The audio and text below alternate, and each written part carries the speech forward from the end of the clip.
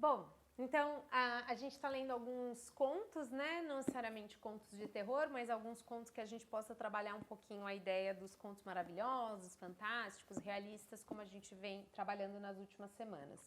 Eu vou ler nesse vídeo um conto do Edgar Allan Poe, chamado Medo Clássico, essa coletânea dele. Ela é da Dark Side, ela é uma edição bem bonita, tem uma diagramação bem bonita, como tudo da Dark Side, né? Vocês, às vezes, tem uns Frankenstein, acho que eles fizeram também e tal, é bem bonita. E aí a gente vai ler uma história do Edgar Allan Poe. Eu separei para vocês, eu podia ter separado a Queda da Casa de Usher, que a gente já conversou, mas eu pensei nesse texto de falar sobre Berenice. Então, Edgar Allan Poe, ele tem muitas mulheres nos textos dele, eu até comentei com vocês em sala, e aí eu vou ler um dos contos dele que tem um nome de mulher, que é o Berenice. Ele tem, tá vendo? Olha que ilustração, é linda, gente. Essa edição da Dark Side, ela é maravilhosa, né? Olha que bonito. Então, eu vou ler Berenice, que é um conto, ele é médio, não é nem muito curtinho, nem muito grande. Tudo bem? O texto está disponível para vocês. Vamos lá? Então, vamos lá. Berenice. A infelicidade é múltipla. A desgraça se alastra na terra em variadas formas, espraiando-se pelo horizonte como um arco-íris, com a mesma variedade multicor, identificáveis, mas ao mesmo tempo amálgamas. Espraiando-se pelo horizonte como um arco-íris. Como pude extrair da beleza uma espécie de desencanto, de um pacto de paz, uma reprodução de pesar? Porém, como na ética o mal é a consequência do bem, assim de fato o pesar nasce do júbilo.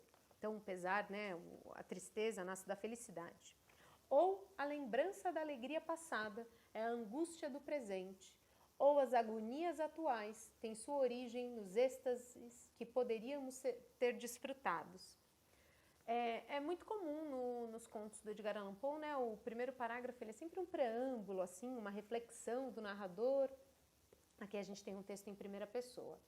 Meu nome de batismo é Egeu, o de família não revelarei.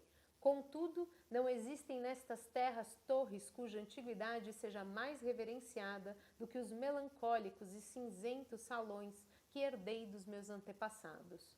Nossa linhagem já foi chamada de raça de visionários e, em diversos detalhes notáveis, no caráter da mansão familiar, nos afrescos da sala principal, nas tapeçarias dos aposentos, nos entalhes de alguns contrafortes na sala de armas, mas, sobretudo, na galeria de pinturas antigas, no estilo da biblioteca e, por fim, na própria natureza peculiar dos livros que lá estavam. Existem provas mais do que suficientes para embasar essa crença. As recordações de meus primeiros anos estão ligadas à biblioteca e aos seus volumes, dos quais não direi mais nada. Foi lá que minha mãe morreu. Foi onde nasci.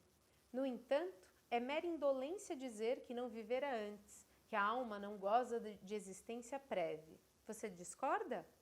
Não discutiremos o assunto. Estando convencido, não busco convencer. Recordo-me, porém, de formas aéreas, olhos espirituais expressivos, de som, musicais, embora pesarosos, uma recordação incapaz de ser extirpada, uma lembrança como uma sombra, vaga, variável, indefinida, instável, e como uma sombra também, por minha incapacidade de me livrar dela, enquanto o raio de sol de minha lucidez ainda existia. Então ele está falando que ele lembra de uma existência dele antes do nascimento dele, em que ele lembra de ver sombras vagas, e aí ele diz, né, que ele não conseguiu se livrar da sombra quando ele nasceu. Então é como se ele estivesse narrando pra gente antes do nascimento dele, né, o que é inusitado. E ele fala, né, com o leitor, ele fala, você discorda? Você discorda que a gente tem uma existência antes de nascer? Neste cômodo, nasci, despertando assim da longa noite de que parecia, mas não era, um vácuo, para logo adentrar as regiões dos contos de fada em um palácio da imaginação, nos bravos domínios do pensamento monástico e da erudição. Não é de se admirar que tenha contemplado o ambiente ao meu redor com um olhar surpreso e febril, que tenha perdido a mocidade nos livros e dissipado a juventude em desvarios, mas é peculiar que, com o passar dos anos, já com idade madura, ainda me encontrasse na mansão dos meus antepassados. É espantoso perceber como a estagnação da casa ceifou-me as primaveras. Espantoso como a natureza do pensamento mais trivial invertia-se por completo. Então, as realidades do mundo afetaram-me com visões, e nada mais do que isso, enquanto as loucas ideias da terra dos sonhos tornavam-se, por sua vez, não o material da minha existência cotidiana, mas minha própria existência em si. Então aqui o nosso narrador está contando que ele passou a vida inteira dele lendo livros e nesse mundo, que ele não via o mundo de verdade, ele via as visões do mundo que ele tinha pela leitura que eles faziam. Berenice e eu éramos primos e crescemos juntos na mansão de minha família. Contudo, crescemos bem diferentes. Eu, adoentado e melancólico. Ela, ágil, graciosa e transbordando energia. Ela, passeando pelas colinas. Eu, enclausurado, estudando. Eu, limitado aos confins do meu próprio coração, viciado de corpo e alma às meditações mais intensas e dolorosas. Ela, vagando displicente pela vida, sem pensar nas sombras em seu caminho, nem no voo silencioso das nigérimas asas das horas. Berenice, o nome dela eu invoco, Berenice. E das ruínas encanecidas da memória, milhares de recordações tumultuosas despertam com um som. Ah, tenho uma imagem vívida diante da mim agora, como nos velhos tempos de leveza e alegria. Ah, uma beleza deslumbrante, ainda que estranha. Ah, sílfide entre os arbustos de arreim. Ah, náiade em suas fontes. Ele está evocando a beleza dela, né, para falar o como ela é bonita. Então tudo é mistério e terror em um conto que não deveria ser contado. Uma doença fatal, desceu como um simum. Que aqui é um vento quente que sopra da região central da África para o norte. Então, uma tempestade, né? Só que não uma tempestade de areia. Uma doença fatal desceu como um simum sobre ela e diante dos meus olhos o espírito da transformação a fustigou, impregnando sua mente, seus hábitos e seu modo de ser e de maneira ainda mais sutil e tenebrosa, modificando até mesmo a sua própria personalidade. Ai de mim! O destruidor veio e foi embora. E a vítima, onde ela estava? Eu não mais a reconhecia. E não a reconhecia mais como Berenice. Entre a numerosa sucessão de enfermidades acarretadas pela primeira, fatal, que operaram uma transformação tão horrenda na constituição moral e física da minha prima, devo mencionar como a mais perturbadora e obstinada uma espécie de epilepsia, que não raro culminava em um transe que se assemelhava deveras com a morte e cuja recuperação se dava, na maior parte das vezes, de maneira assombrosamente abrupta. Então, ele está falando, então a prima dele, ela era alguém, né, super que ficava correndo, que ia para o parque, super viva, veio uma doença, mudou muito a personalidade dela, quem ela era, e deixou com ela uma epilepsia, que ela entrava num transe, parecia que ela estava morta e aí de repente ela acordava. Entre mentes, então ao mesmo tempo, minha própria doença, pois me disseram que assim devo chamá-la. Minha própria doença se agravou, adotando por fim um caráter monomaníaco de forma inédita e extraordinária, piorando a cada hora, a cada instante, enfim, tomando-me por completo de maneira incompreensível. Essa monomania, se devo nomeá-la como tal, consistia em uma irritabilidade mórbida das faculdades mentais que a ciência metafísica denomina de atenção. É bem provável que eu não seja compreendido, mas receio de fato não ser possível de maneira alguma transmitir ao leitor comum uma ideia adequada da intensidade nervosa de interesse com a qual, em meu caso, as capacidades meditativas, para evitar termos mais técnicos, se ocupavam e se sepultavam na contemplação até mesmo dos objetos mais prosaicos do mundo. Então ele está justificando aqui que ele também tem uma doença. E o que essa doença faz com ele, né? meditar por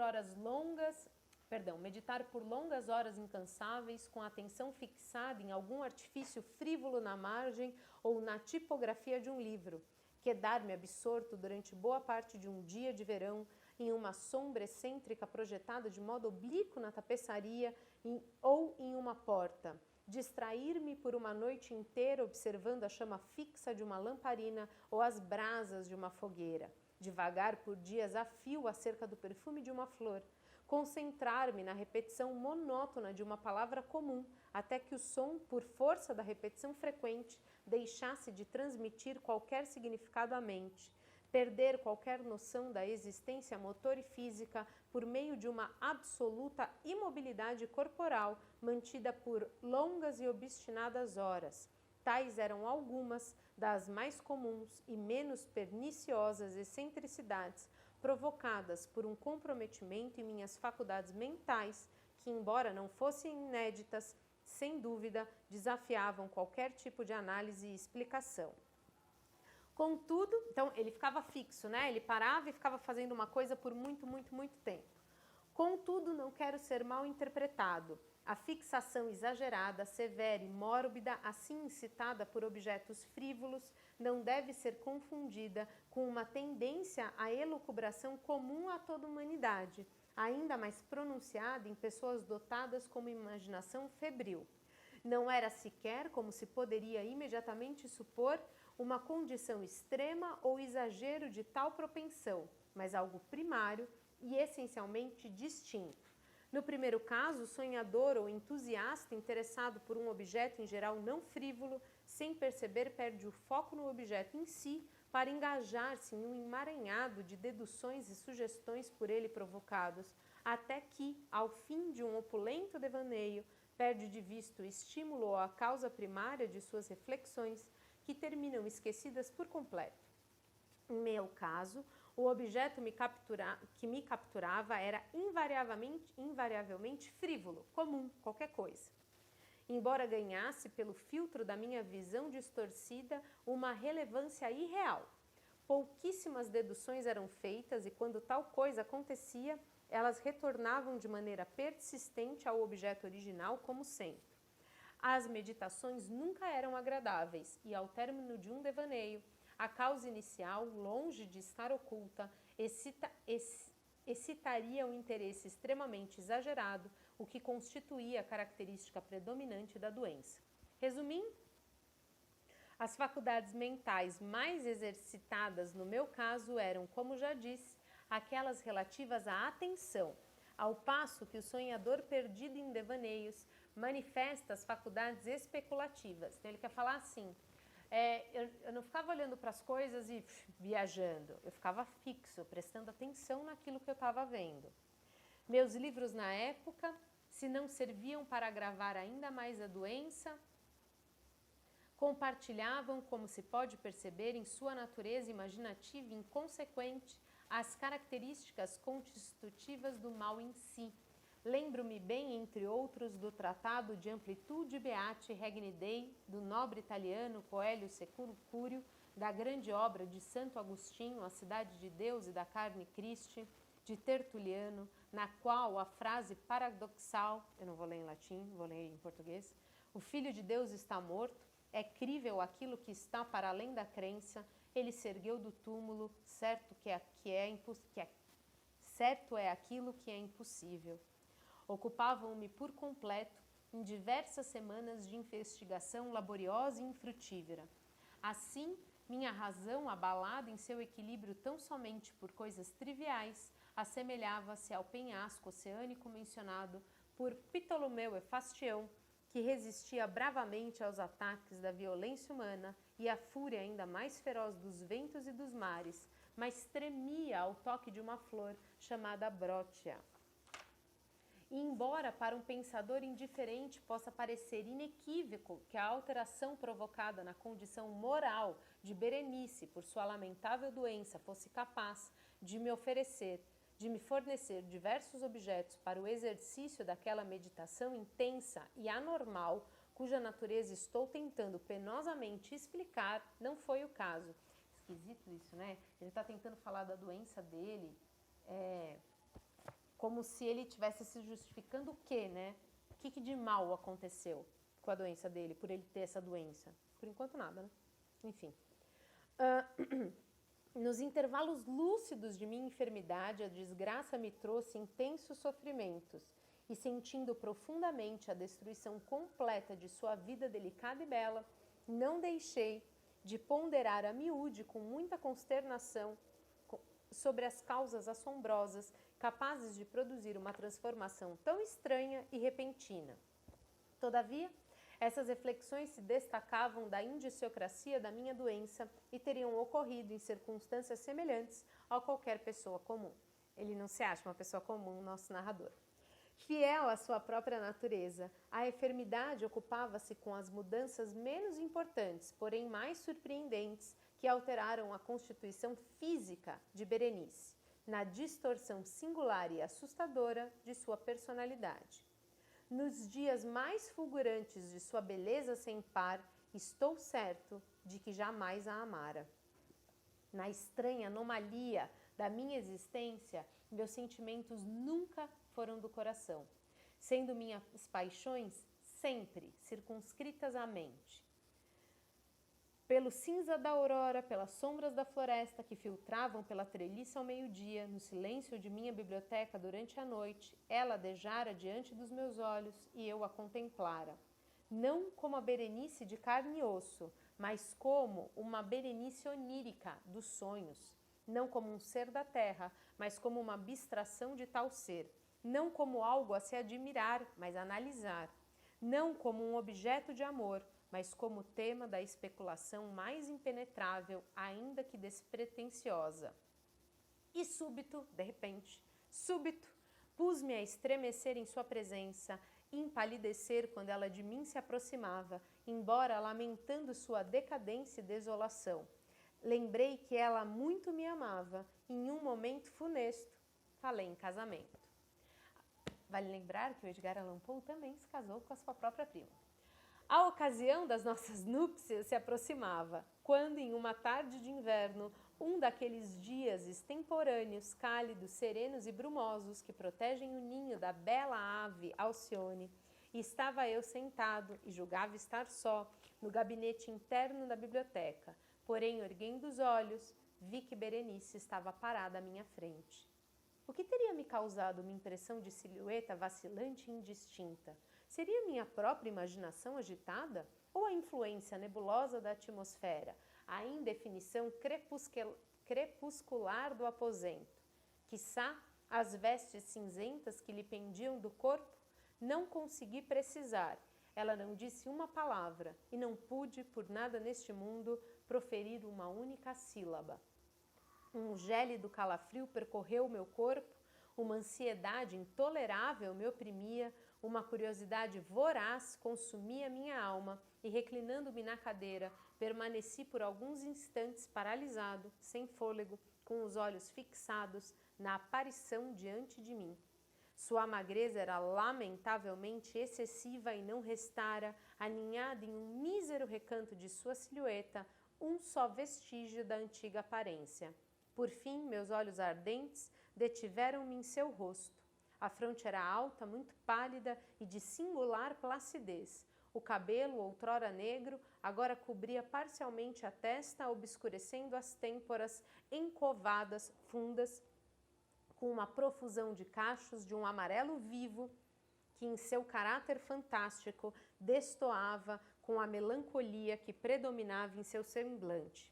Os olhos mortiços e opacos pareciam não ter pupilas distinguíveis, e desviei os meus involuntariamente do seu olhar vítreo, que nem vidro, para contemplar os lábios finos e enrugados.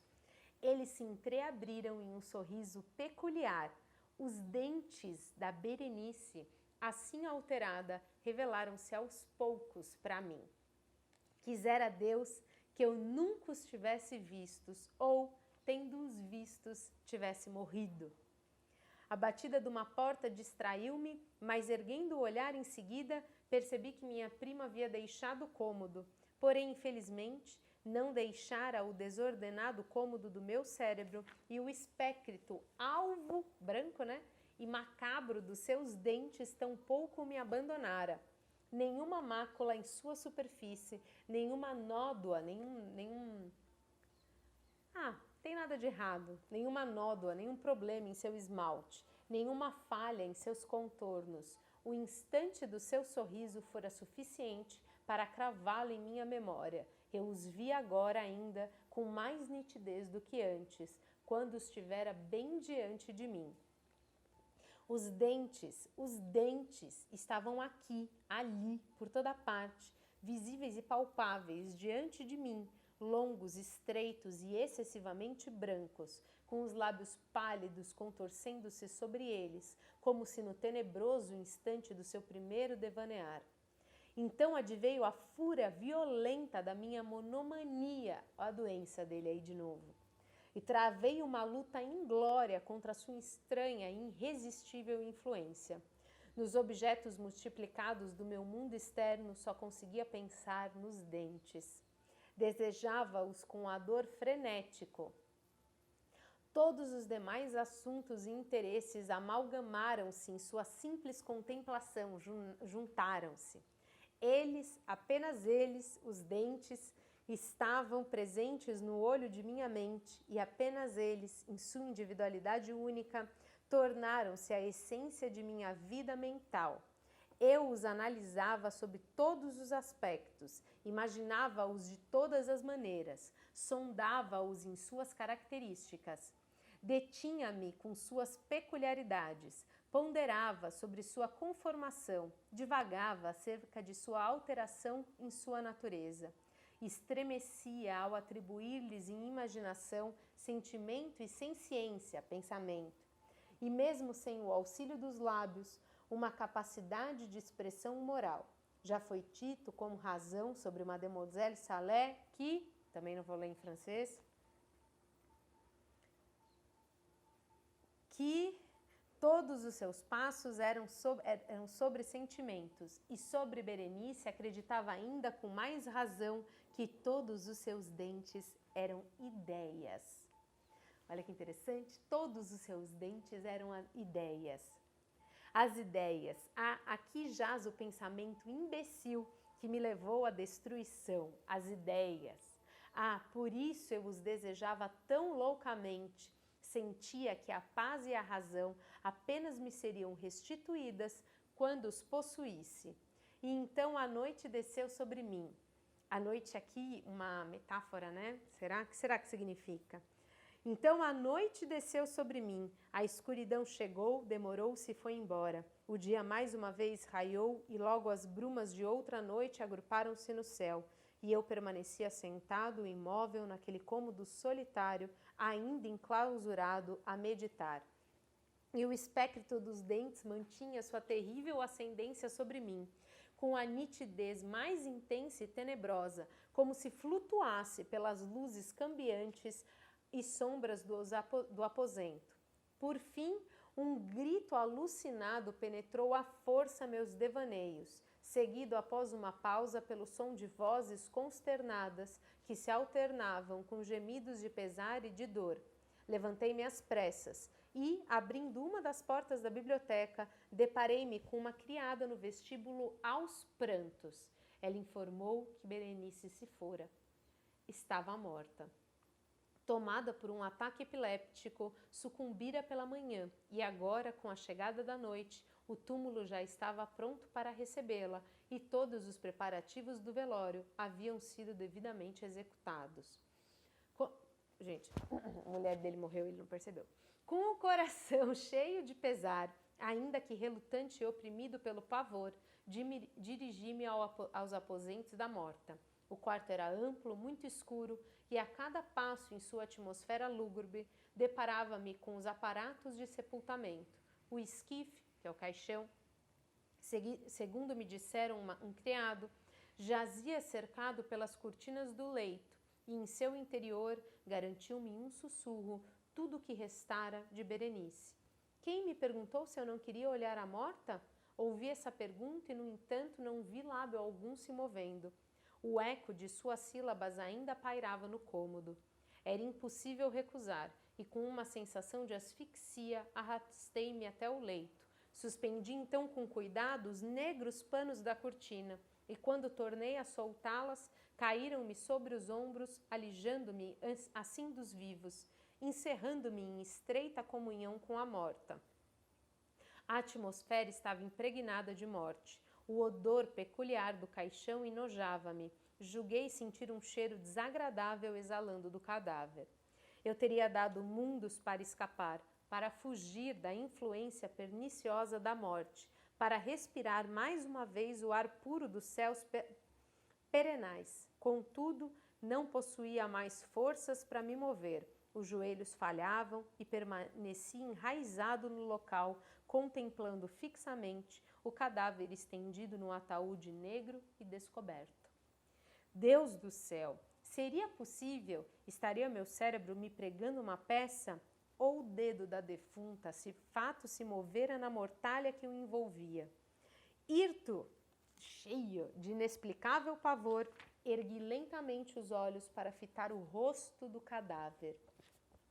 Seu queixo estava... Então, antigamente, a mortalha era uma vestuária que você punha assim no corpo para ele ficar bem juntinho, né? E se amarra... Eu não sei se vocês já viram umas imagens assim antigas, se amarrava um lenço na boca assim, ó, e aqui em cima, tipo um lenço na cabeça, pro corpo, pro cadáver não abrir a boca, né? Então, para ficar de boca fechada, se amarrava um lenço. Hoje a gente tem o serviço funerário, né, que, enfim, faz essas coisas de maneira não tão grotesca como se fazia antigamente, né? Mas antigamente era comum as pessoas serem sepultadas com esse lenço para não abrir. Então, é isso que disso que ele está falando, né? Então, seu queixo foi envolvido em uma faixa de tecido que não sei como se soltara. Os lábios lívidos estavam contorcidos em uma espécie de sorriso e em meio às trevas que os envolviam, brancos e luzidios, os dentes sinistros de Berenice expunham-se diante dos meus olhos com palpável realidade. Em um espasmo, afastei-me do leito e, sem pronunciar palavra, fugi como um louco daquele cômodo triplamente assombrado pelo horror, pelo mistério e pela morte. Encontrei-me sentado na biblioteca, mais uma vez a sós. Sentia como se tivesse acordado há pouco de um sonho confuso, agitado. Sabia já ser meia-noite e tinha plena consciência de que, desde o pôr do sol, Berenice havia sido enterrada. Porém, não tinha nenhuma recordação definida a respeito do que se dera nesse tenebroso intervalo. Minha memória, contudo, estava repleta de horror. Horror ainda mais horrível por ser vago, terror ainda mais terrível por sua ambiguidade. Era uma página atemorizante no registro da minha existência, escrita com lembranças turvas, assombrosas, incompreensíveis. Esforcei-me para decifrá-las, mas em vão. De vez em quando, como o espírito de um som finado, um grito feminino penetrante e pungente parecia ressoar em meus ouvidos. Um grito feminino, como se ele ouvisse uma mulher gritando. Eu havia feito algo, mas o quê? E os ecos do aposento respondiam-me, mas o quê? Na mesinha ao meu lado ardia um candeeiro e junto dele havia uma pequena caixa negra, como ébano. Não era particularmente notável e eu já a vira várias vezes em outras ocasiões, pois pertencia ao médico da família. Porém, como viera parar ali, na minha mesa, e porque eu estremecia ao contemplá-la, não sabia explicar de modo algum. Tem uma caixa que ele fica com medo cada vez que ele olha para a caixa. Não sabia explicar de modo algum. Meus olhos, por fim, pousaram sobre as páginas abertas de um livro onde havia uma frase sublinhada. Eram as simples, ainda que similares, palavras do poeta Embi Zayad. Também... Deixa eu ver aqui. Ih, gente, esse aqui vou ficar devendo a tradução.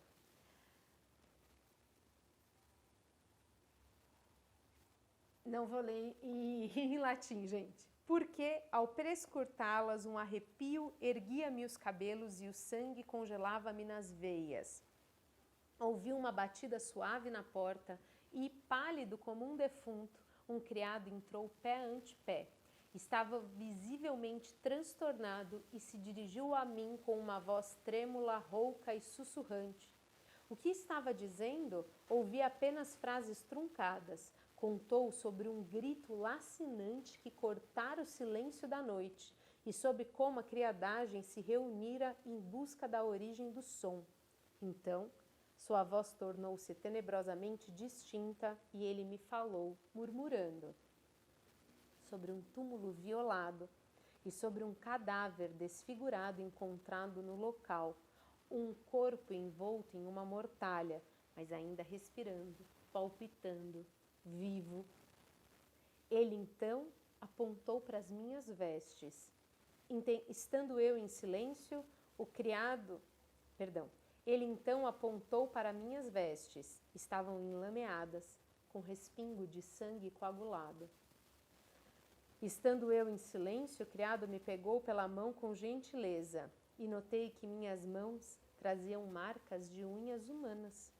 Ele chamou minha atenção para um objeto apoiado contra a parede. Fitei-o por alguns instantes. Era uma pá. Com um grito, lancei-me sobre a mesa e agarrei a caixa que estava sobre ela, porém não consegui abri-la. E com as mãos trêmulas, dedos. Ela caiu com um pesado baque, partindo-se em pedaços, e do seu interior, com um som estridente, espalharam-se instrumentos de extração dentária, misturados com pequeninos objetos brancos e luzidios que se dispersaram pelo assoalho. E aí, né? O que ele fez? Lembra que a Berenice é epilética, né? Então ela tinha esses surtos de parecer que estava morta e aí não estava. Então esse conto de Edgar Allan Poe, o que a gente tem aqui, né? Ele é fantástico, ele é maravilhoso, ele é real? Não sei, vou descobrir no parágrafo que vocês escreverem. Tchau, gente, até a próxima.